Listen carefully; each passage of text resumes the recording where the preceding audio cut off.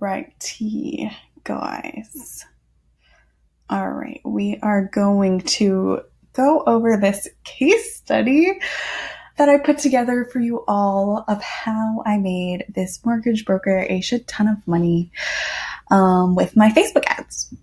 So we are going to hop right into it right over here. Sorry for this freaking messenger, if you can hear that.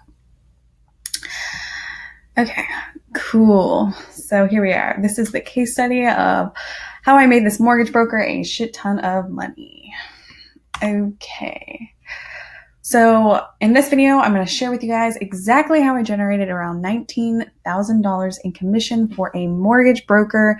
And we only had a little bit over $600 in ad spend. So, I don't know. I actually, pulled in, and at the time when I was doing Facebook agency work or taking in clients, at the time I found a case study on people running Facebook ads for mortgage brokers, and I literally just took that case study and I took a client that I met at my CrossFit gym and just did the same thing for him and it worked.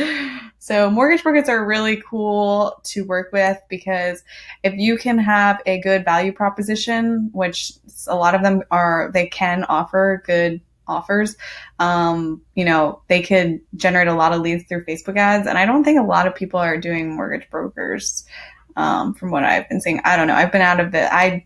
At the time, I don't do Facebook agency work anymore, but this was just one thing that could potentially kickstart your Facebook agency if you're trying to get into the space. So $19,000. And so that meant that with $600 with every dollar spent, there was a $31.67 return on investment.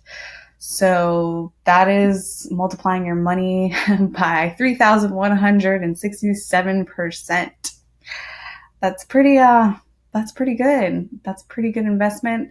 That means that you can expect to charge a nice monthly retainer for that client because that's what you're going to get back. So some of the success,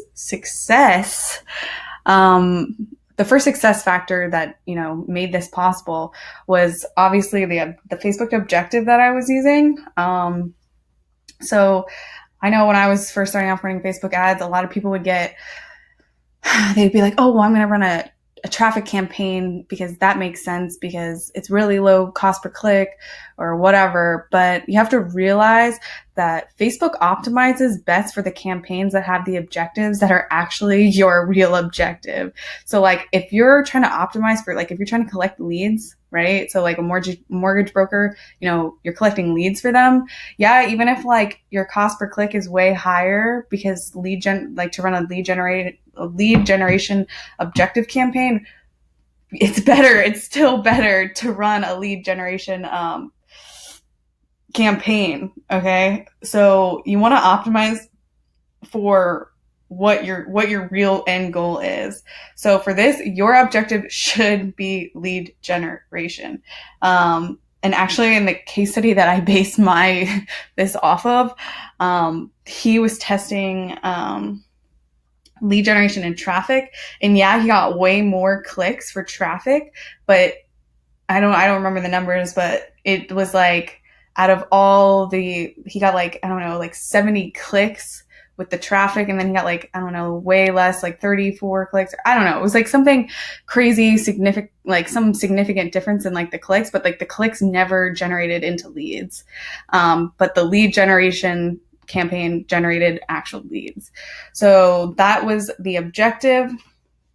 And then on top of it, okay, well, you don't just have an offer, right? And then have someone opt into the lead, right? Or, put in their name and email if they're not qualified. So with mortgage brokers and, mortgage lenders, is that what you call them? Mortgage lenders? I don't know. Yeah, you have to frame your campaign so you're only getting qualified leads come through your funnel, right?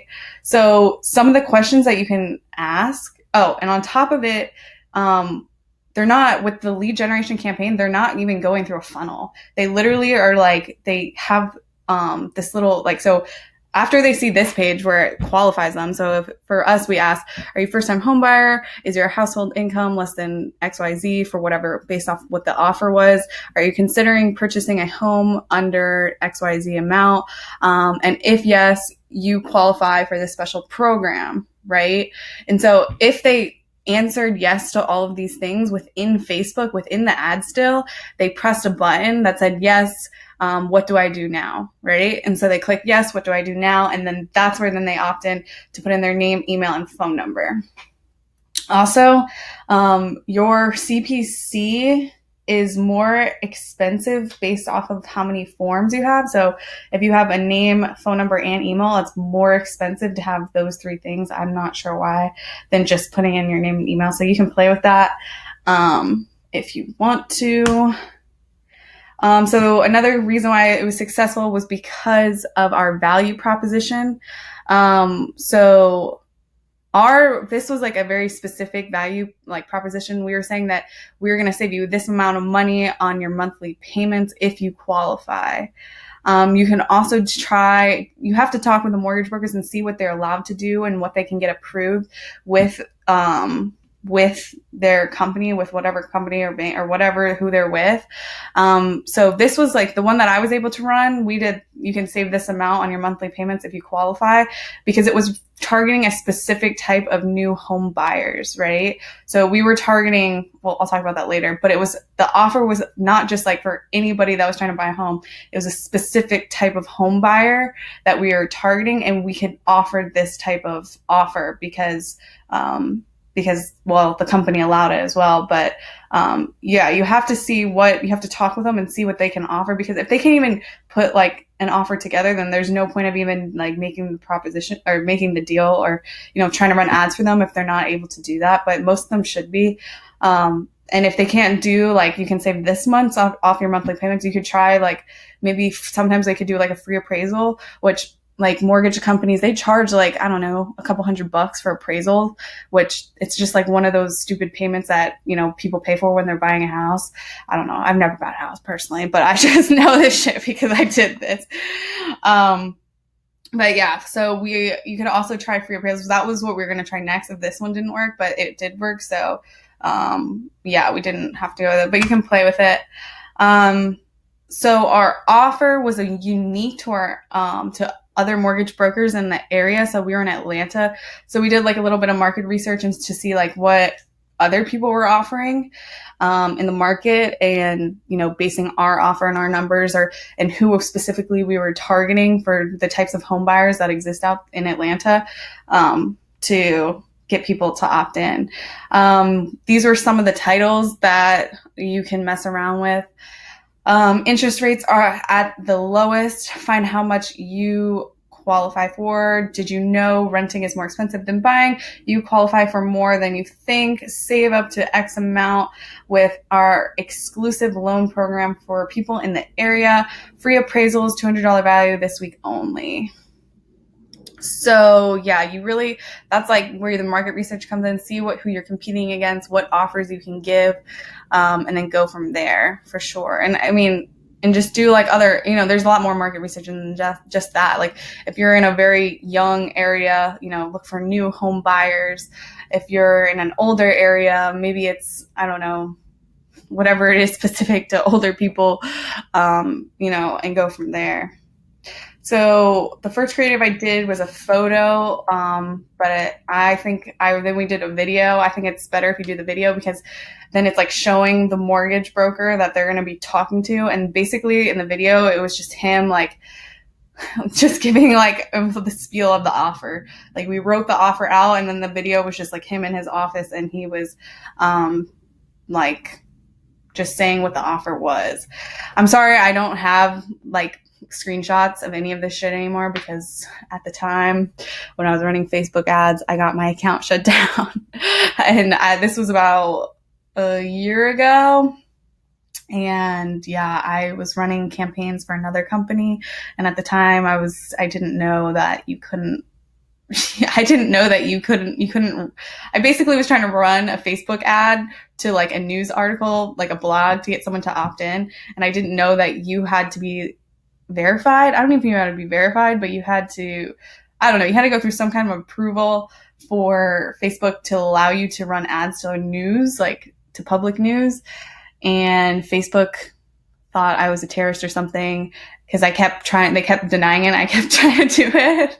It was a crazy story. And they shut my whole Facebook ads account down. So I pretty much lost everything. But that was after, like, we ran his stuff. What did I do?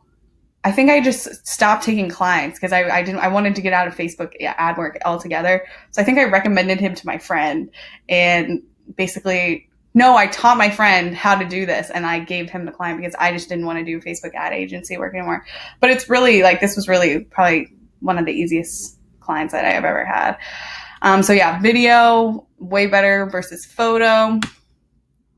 So based off the unique value proposition in the offer, the targeting is going to be based off of that, and your retargeting, because you can go back and you can retarget people that just touched the ad but didn't actually, opt into the ad.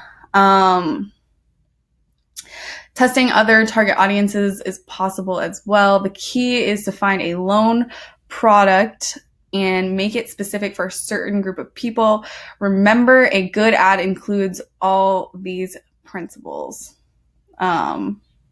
That's just like all these principles. That is, the offer, the copy, the creative, and the targeting, basically everything that, all the steps when you're building your campaign.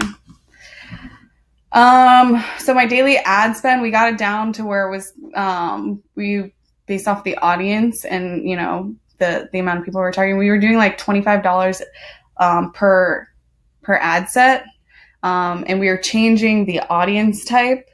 And then when we kind of defined which audience type worked best, we would, mess with the creative and split test the creatives as well. So that is what I did. We made this guy $19,000. We brought him in. It was like 31 qualified leads. And I can't even remember how many of those he actually closed, but whatever. It made him $19,000. So, you could charge a client like this easily $2,000 for this service. So, that could be a really good retainer that you could start collecting right off the bat. So yeah, if you guys have any questions, just comment down below. And hopefully this drops some golden nuggets for you. All right, have a good day.